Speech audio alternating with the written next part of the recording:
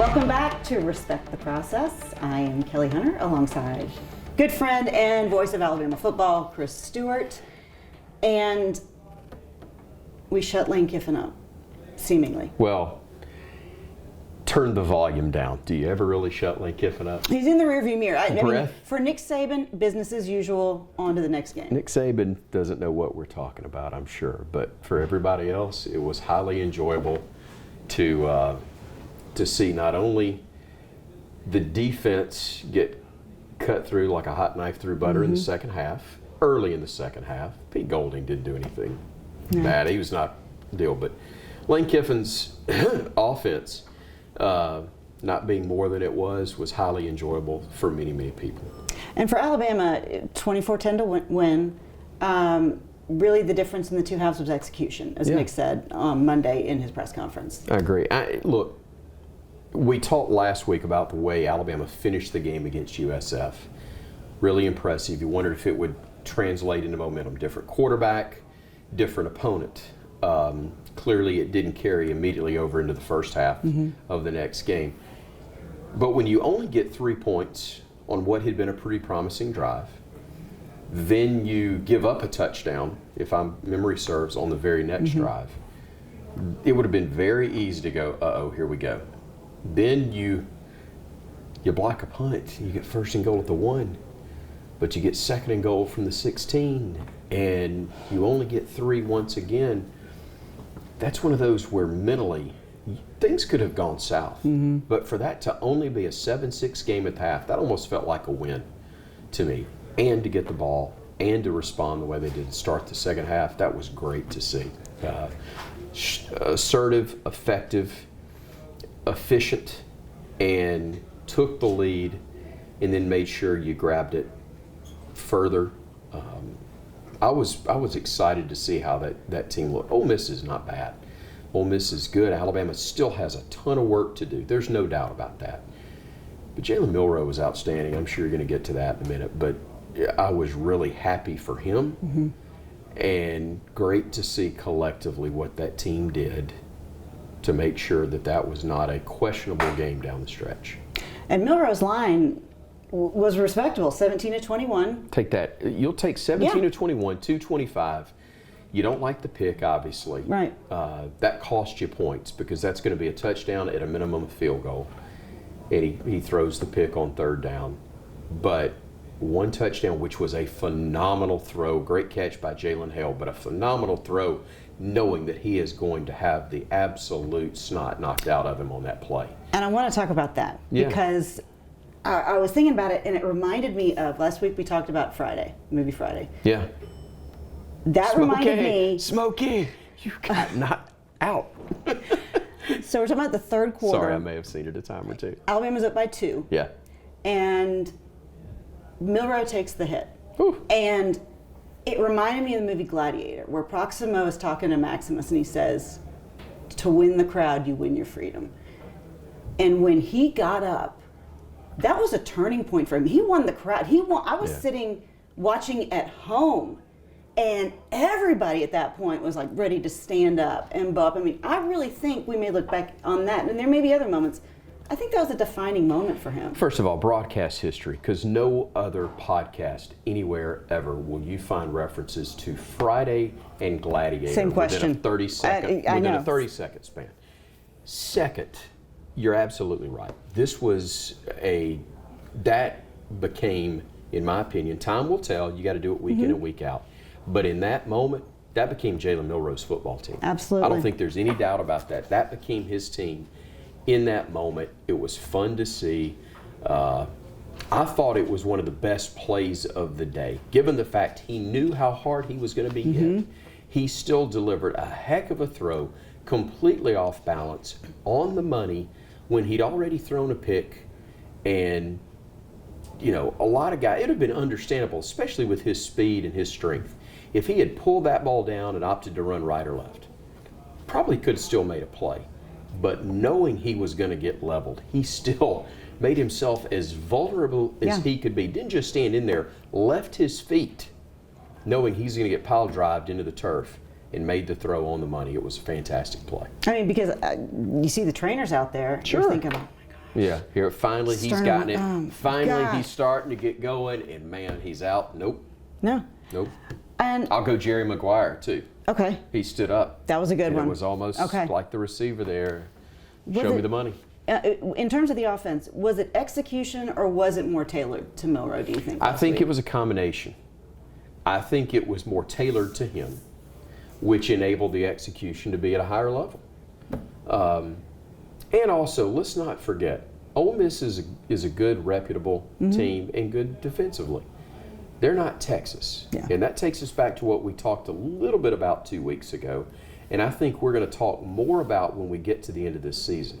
Alabama didn't play well against the Longhorns. Bama's clearly still got to get better from even this week. They lost to a heck of a team that was playing at a really, really high level in Texas that particular day.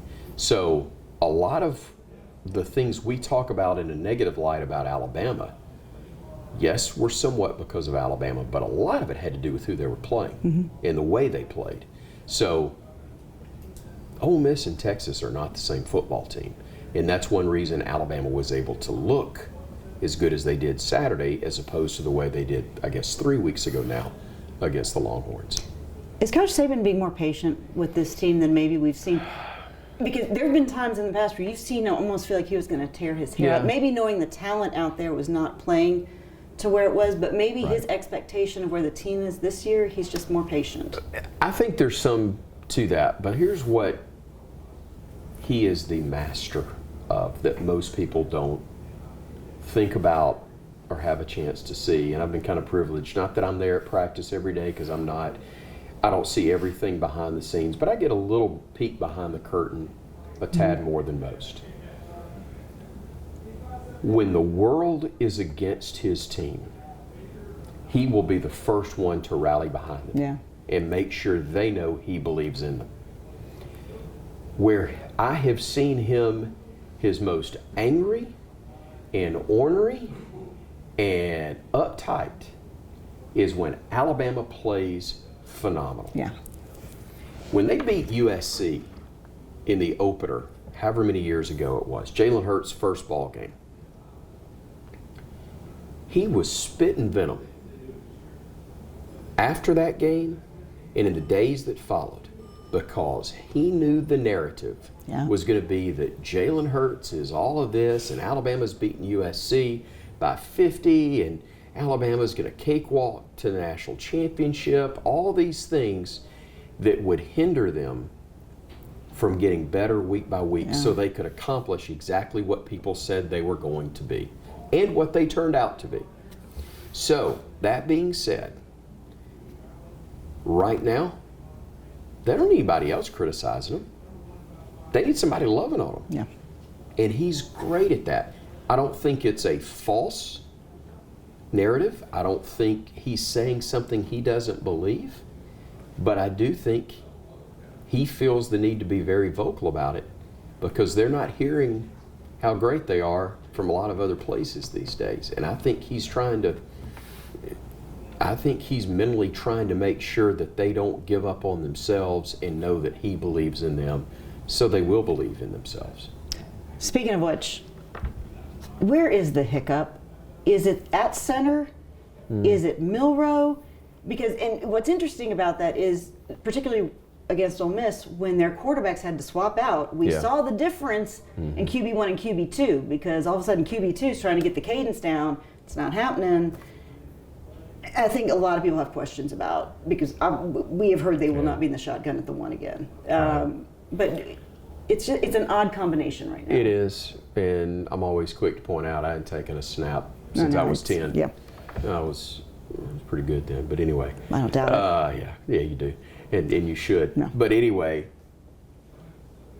I think it truly has been a combination. There's no doubt that some of the snaps have been off target, wrong time. Sometimes it can be timing, and sometimes that's quarterback's fault. The snap at first and goal from the one, I think it was a tad high. I don't think it was one that Milroe should have let go through his fingers. But I do think that it may have come a half count, if not a full count, sooner than he was anticipating, which affected his ability to get his hands up in time and in the right spot to be able to bring that in as easily as he probably would have otherwise. That being said, there have been some clear miscues in that regard. So that is the most basic of things. That doesn't mean it's the most simple. Right. But if you don't get that right, you've got no chance at getting anything else right. Because even if it's not over his head or past him like that one was on 1st and goal, it's at a minimum going to throw timing off. And when that happens, you're looking at disaster more often than not. And credit to you. You called it last week. Caden Proctor played a much better game having Tyler Booker back next to him to help guide him along than the game he had played. He's just not advanced enough yet. Right. Where I mean, we've heard Booker say, "Sky's the limit with this kid," but he's young. He's a first-year guy playing against Division I talent, now SEC talent, and it's going to be that week in and week out the rest of the way, minus the one game before Auburn, where he's going to be challenged more than he has been until we get to that point. So we'll see exactly where it goes from there. Defense was the stalwart, as we'd said earlier. The only thing they didn't do was get us a pick six. Yeah, defense was great. And we've seen this a lot on Nick Saban coached teams, and I say that because regardless of who the coordinator is, Bama gets this all the time. They throw something out at Alabama that they haven't done all year long and may have some early success with it. But Bama always adjusts, seems to adjust, and gets a lot better. Texas game's the exception, obviously. But in most games, Alabama's able to make the adjustment and become a lockdown team defensively. Ole Miss, again, scores on the quarterback draw, did some good things to get down there in that position to begin with, but man, they shorted up the rest of the way. Those linebackers run so well, and the secondary's getting better, and once you get things completely figured out there and experience in a couple of spots gets better. I'm barring any injuries, of course, anything serious. I think this is going to be an elite defense by the time we get to the end of the year, if they're not already close to it. And it almost goes without saying, but here I'm going to say it again. The play of the defense, the play of special teams, they have kept Milroe in a good position. Each time, without them, and you don't necessarily always correlate the two, but it's without those two components, the offense and Jalen Milroe would have been in a heap more trouble each time. No, I don't think we give enough credit to what you've got in the kicking game. With Will Reichert, if you are inside the 40, you're in all likelihood going to get at least 35, be more realistic. If you have to punt the football away, you're going to flip field position. James Burnip is as good as there is. Absolutely. Those are things that shouldn't be taken for granted, and 12 months from now, we might. Yeah. When those guys aren't there, I think Burnip's a senior, may just be a junior. But in the case of Will, he's exhausted eligibility and probably can file for Medicare. He's old enough now. I mean, so he'll move on. But you've had the two most reliable kickers, or two that are as reliable as any in the country, and that's invaluable. And I still think it's going to play a major factor down the stretch somewhere. But yeah, defense is really, really good. The offense, if they just avoid the turnovers that, frankly, nobody's had a takeaway. Yeah. Alabama's had a bunch of giveaways, and they've got to improve that, and I think they will. You do a really good job of thinking before you talk. Did you know that? I don't do that. You may be the first woman that's ever told me that. I firmly believe that, because I can tell you think of something before you actually say it, and I just, unfortunately, has gotten me in trouble many times. Learned a lot from, I'm really hesitant to say this because all that it opens up from, Bill Clinton had to bite the lip. If you want to say that role model, in that I didn't respect, say role yes. model, okay. But just pause pause, try to think. No. It's a good likeness Thank in you. that respect. Thank you so much, Kelly. We'll turn our attention to Mississippi State. Quickly, please. Yes. Okay. They are coming off a road loss to South Carolina, and not to say this is a favorable time, but this is probably as good a time as they get on the SEC track, particularly an away game for Alabama, because it's not even really necessarily a far road It's game. not a far trip, No. but you better get a nap. I mean, I know I'll get 2 naps on Saturday. We don't kick till 8. It'll be a late one. It'll be different. If you come through sluggish, they're good enough to make this a ball game in the second half. It can be a South Florida type game. They're better than South Florida. They can make this more dangerous. Always physical with them. It's probably as early. I was talking to. It's usually a November game. It is, and it's all 2 weeks before Auburn. Same thing as Auburn and Georgia too. Same thing. No doubt. And talking to Neil Price, their play-by-play guy today, he can't remember, and I can't either, a game being played this early in the year between the two. But they're still trying to figure things out with a first-year head coach, even though he'd obviously been in part of the staff for a while, but trying to figure out things with him at the helm. They look more like Mississippi State looks traditionally. The air raid is no longer, but they're not who they're going to be in a couple of years. Alabama should win this football game. We know that. But also Alabama's not at a point where they can afford to regress. They may play average and still escape with a win. There's no guarantee with it. But they need to get better because it's going to be tougher next week in College Station, even with A&M having to figure out things without their starting quarterback now. It's an 8 o'clock kick, as you said, Saturday night. Will Alabama spend the night in Tuscaloosa Friday night and then go over to Starkville, do you know? I don't know for a fact, but normally what they do is stay in Columbus. Okay. I didn't know with it So being it's part of the way over. Just a late game that they would stay in their normal home hotel. There is a very good chance they've done that. I haven't heard, but I know normally the routine is to go to Columbus and spend the night. It's a little closer, 45 minutes, an hour, or whatever. You get through what I referred to today, and I've never thought of this before. It puts you through the hourglass. You know, when you're going to Starkville, not that it's a wide road on 82, but it funnels down to about like an hourglass with sand. Yeah. When you get to Gordo, and everybody's in like a single bicycle lane, it feels like, and then it opens back up somewhat as you get to Start Vegas. Yeah. So they may go ahead and get on the other side of that and get to Columbus. I don't know.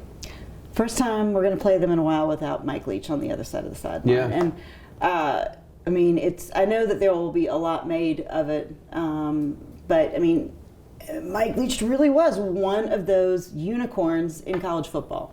He was one of the most unique guys in the business. Really well liked by the people that worked with him, that covered him. Talk about going to the beat of his own drummer now. I'm not even sure it was a drum that was playing. He was so different, but it was unique. It was effective against a lot. It wasn't against Alabama.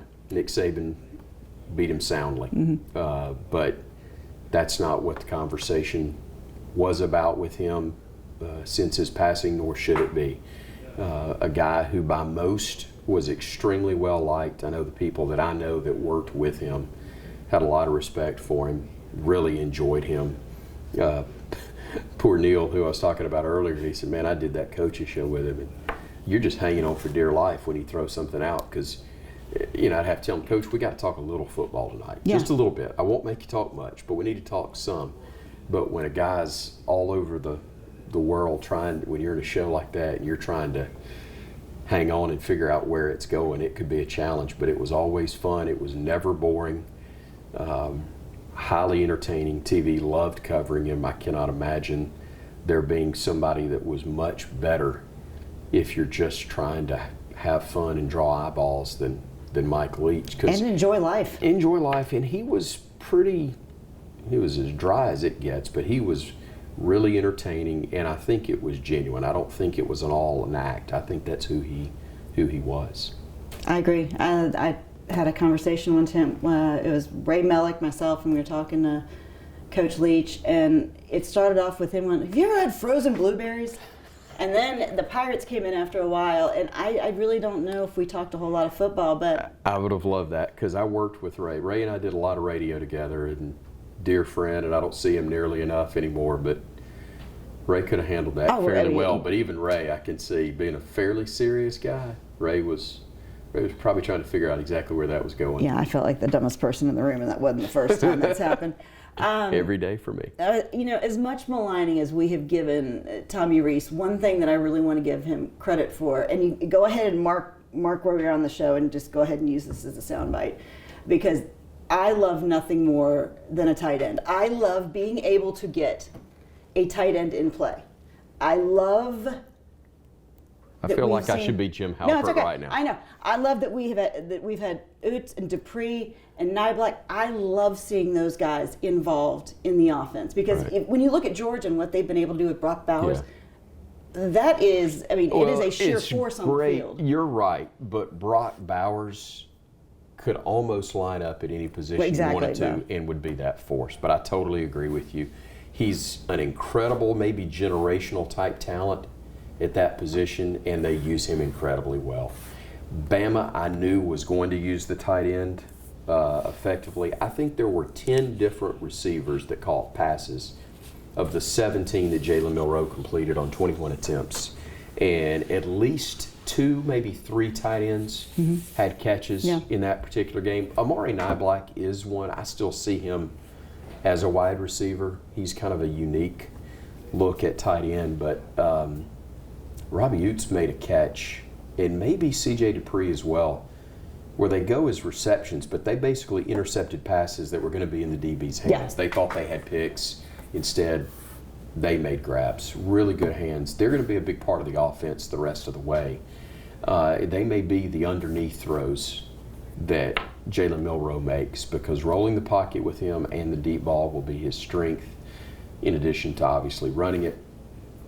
But the tight ends were very good. I wouldn't have phrased it all the way you did. That's okay. At the start, I'm okay admitting you it. Did it. You did it for effect, and boy, was it effective. I love a good tight end. Well, congratulations. Don't we all? Congratulations. I'm going to sit here and look at spot on the table and move right along. So when I was watching the end of the Nick Saban show, because I watch it every week. Speaking of tight ends, right? Exactly. There you go. I loved that when the play he broke down was the block punt. And first of all, he does a great job of breaking things down, because I can kind of follow along, even though he says that the average person can't. Green dog and everything else that he throws out there on purpose. It's great. But he even laughed at the end. Yeah, he was like, and that didn't really work out that way. It was such a human moment for him. Here's the funny thing, Kelly. This is literally the 7th time today that somebody has brought that up to me, just today. And I don't mean that in a negative way at all. It's great. It is great. And it's probably the 5th interview I've done where it's been asked of me, because it is something that for many is so unique to see him in a kind of an honest, laughing moment. And it's one of the cool things about doing a show with him, especially after a win, because he will be himself. He loves breaking down a play. He loves being a coach, and he talks about stuff on that video board just in coach speak. That's all it is. He's saying what he would say pretty much in the film room in describing things. But the part of that one, Daniel Lyerly does a great job of putting together 3 options at least for coach every week on the home games. Of course, we don't have the access to the video playback on the road games, but we do the home games TV show in the studio, and he's got the video board behind him, and he can literally draw it up, telestrator type thing. It's fascinating, but he gets to pick which of the plays. This particular week, we had done offense and defense. We hadn't really had a special teams play to show, and it was a perfect opportunity to do it. They had the end zone camera where they could show all of that, and that's what he chose to go with. He goes, we didn't do anything with it though, and this was all fair. He's going, we didn't do anything with it though. We snap it back and we don't get any. Got 3 and that's it. Wasn't happy. He goes, but we need to show this one, so let's do it. We go and run, and he lays all this out, and he almost always every week when we have whatever the play is, he will tag it with, and we went on, if it was a defensive play, and we took it and we went on and scored from here, or we scored on this drive after this play, and then our defense did a good job of kind of icing it and locking things in. Whatever the scenario may be. You can see it go in his mind. Well, we snapped it over the guy's head the next snap, and we didn't get anything. Well, all we got was 3 out of it. So there's not a whole lot. He literally starts laughing out loud. He goes, "Yeah, we're down here 1st and goal, and we didn't do a whole lot with it, but at least we got it down on the 1." And he starts laughing, and you go clear, and the whole room starts laughing. So it was a really cool moment on air and off air, and thankful that's one of those things I got to experience. Is he an affable guy? Like when you're, does he make small talk, or is he like, no, we come down and no? okay. I mean, there's no small talk until it's over, and I've gotten in the habit of doing this just almost as a gag. When we win, and so many of these games, like Saturday night will be an example. It'll be Sunday morning before we finish the TV show. It'll be after midnight by the time the game ends. He talks to the team, he talks to the media, he talks to recruits, and then he'll come up to the studio and we'll do the show. And the last thing, even though you don't see it sequentially on the show as the play of the game, when we're actually filming it, that's the last thing, because we move off the set, go over in front of the video board and do it there, and then they come back and put the puzzle pieces together, edited, and it'll be in the middle of the show. But it's the last thing we record at the end of the night. And so when he finishes that play, they'll go clear, and he'll hand me the clicker, and I'll go, take the rest of the night off. You know, it's 12:30 at night. Yeah. Hey, good job, take the rest of the night off. It's the only time I try to inject any humor, only time there's small talk, whatever. And he may or may not even respond. But you know you can do that and not get your head bitten off. And well, you know what's appropriate. And it's all about reading the room at any time. With him, you better read it correctly. But that kind of stuff is, there are those moments, and if I ever learn how to read, I'll write a book. And there'll be some moments like that I'll ultimately have a chance to tell that I think people will enjoy. Not that they're totally unique to me, but they're something that the average person doesn't have the opportunity to experience, and I'm really grateful that I do. I mean, again, it makes him human. So often we don't see him as a human, and it really was like a humanizing moment. Sugar Bowl last year, dressing room in the Superdome. We're doing the pregame show. It's 11 a.m. kick. He's in his little dressing room office. He's just come back from his usual routine, walks around the field, comes back in, and he's going to do the pregame interview with me. And what is also the routine, just before the team arrives, they hit start on the coffee maker. The coffee maker travels to every game. Every place we go, the same coffee maker, I think, that's in his office, maybe it's not the same one, but it's a replica. There is one that goes on the road and always has a cup of coffee, fresh pot that's made, and it's starting and percolating everything. Well, it's 9 o'clock in the morning in New Orleans before the Sugar Bowl against Kansas State. How we doing, Chris? Good, Coach. How are you? Good. Man, that coffee smells good. Want a cup? And I almost accepted just to say Nick Saban poured me a cup. Okay. But I said, Coach, I've already had 2. I appreciate the offer.